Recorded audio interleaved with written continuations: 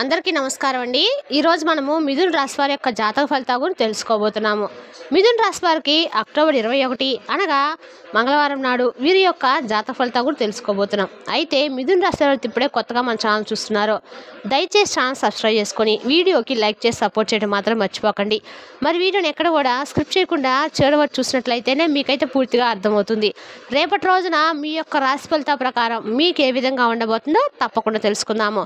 మరి అంతకన్నా ముందుగా ప్రతి ఒక్కరికి ఏదో సమస్య ఉంటుందండి. సమస్యలు ఎవరంటే ఉండరు కదా, అంటే ప్రేమ, పెళ్లి, ఉద్యోగం, వ్యాపారము, ప్రేమించి మోసపోవటము, నాగదోషము, సంతానం లేకపోవటము, భార్యాభర్తల మధ్య గొడవలు, ధనం నిలకడ లేకపోవటము, రాజకీయము, కోర్టు సమస్యలు, మీ మీద చెడు ప్రయోగాలు చేయటము, ఇలా ప్రతి ఒక్కరికి ఏదో సమస్య ఉంటుంది. అయితే ఎక్కడెక్కడికో వెళ్ళి జ్యోతిష్యం చెప్పించుకొని నిరాశ చెంది ఉంటే ఒక్కసారి మనం గురువుగారిని కాంటాక్ట్ అవ్వండి.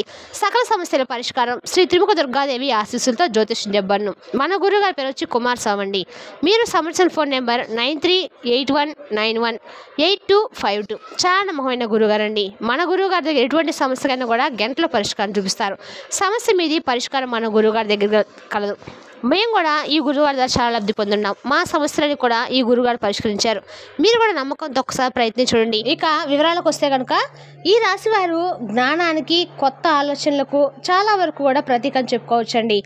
ఎవరికి కూడా రాని ఆలోచనలు, ఎవరికి కూడా చేయలేని సాహసాలు, ఎవరికి కూడా తలపెట్టలేని పనులు వీరు తలపెడుతూ ఉంటారు.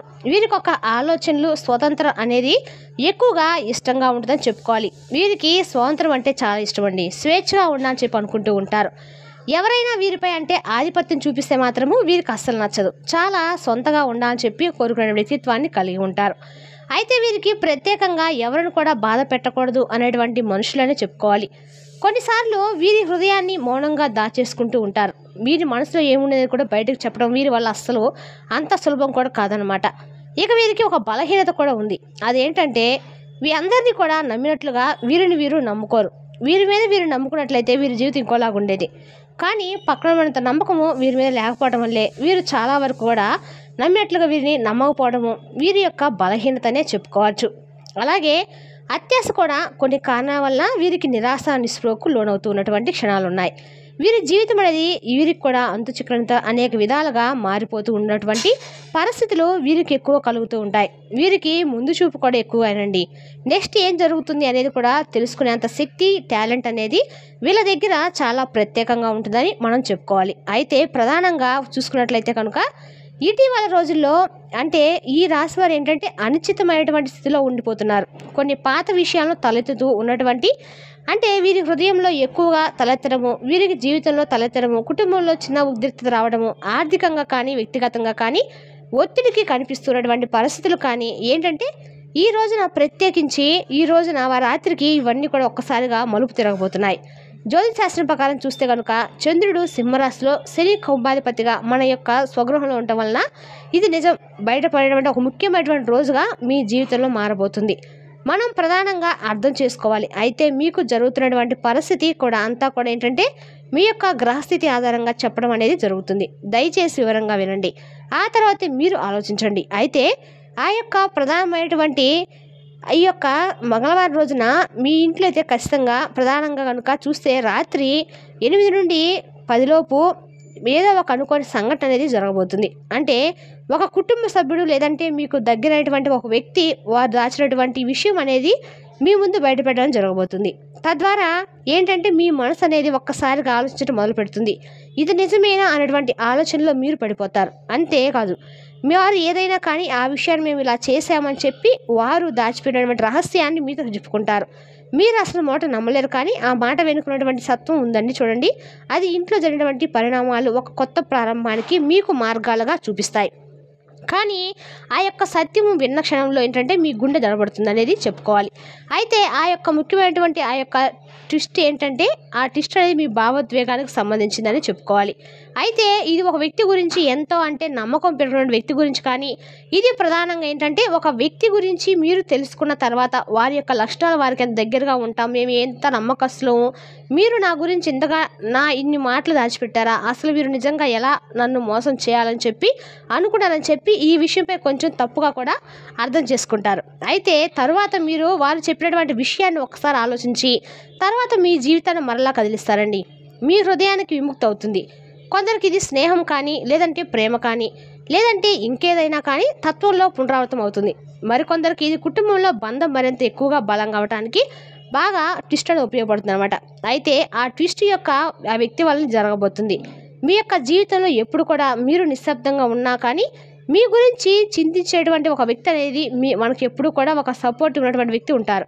అలాగే ప్రత్యేకంగా చెప్పాలంటే అతను లేదా ఆమె సోదరుడు కానీ, లేదంటే జీవిత భాగస్వామి కానీ, ఇలా ఒక పాత మిత్రుడు కానీ, ఇలా ఎవరైనా కావచ్చు. వారు రాత్రికి మీ ఇంటికి వస్తారు.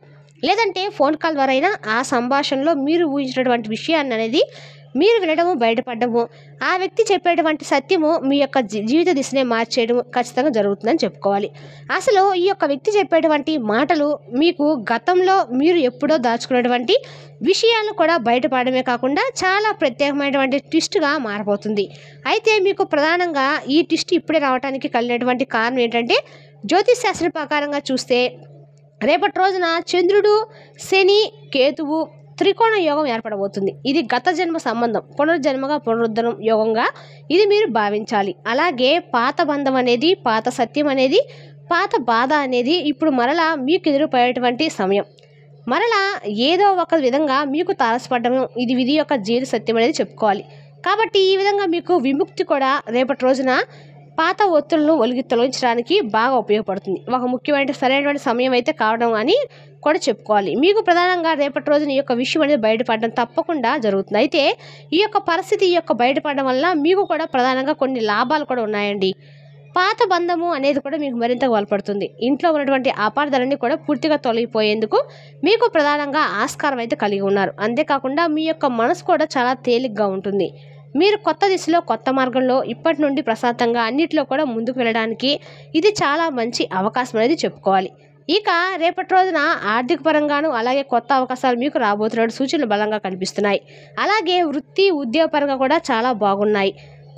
కొన్ని వ్యాపారపరంగా నష్టాలు ఉన్నప్పుడు కూడా మరలా తిరిగి వాటిని మీరు తేజవంతం చేసుకోగలుగుతారు. అలాగే మనం ఒకసారి చూస్తే మీరు అయోమయ స్థితిలో కొంచెం ఏదైనా కానీ ఒక రహస్యం అనేది బయటపడడం ద్వారా కొంచెం అయోమయ స్థితిలో ఉండవచ్చు. కానీ పాత బంధాలు అనేది తిరిగి మరలా మీ జీవితంలోకి రావటము, ఆ సత్యాన్ని మీరు తెలుసుకున్న తర్వాత ఎవరు ఏంటి అనేటువంటి విషయాన్ని తెలుసుకోకపోవడం, ఇటువంటిది కూడా తెలిసిన తర్వాత ఇంట్లో చాలా ప్రధానంగా ప్రభావం చూపించేటువంటి మాటలు. కాబట్టి మీరు చాలా జాగ్రత్తగా ఉండండి. కోపానికి గురి కాకండి. ఇంకా అలాగే మంచి చెడు గురించి ఆలోచించి ఏదైనా మాట్లాడండి. అలాగే మీరు పాటించాల్సినటువంటి కొన్ని నియమాలు కూడా రేపటి రోజున తప్పకుండా పాటించాలి.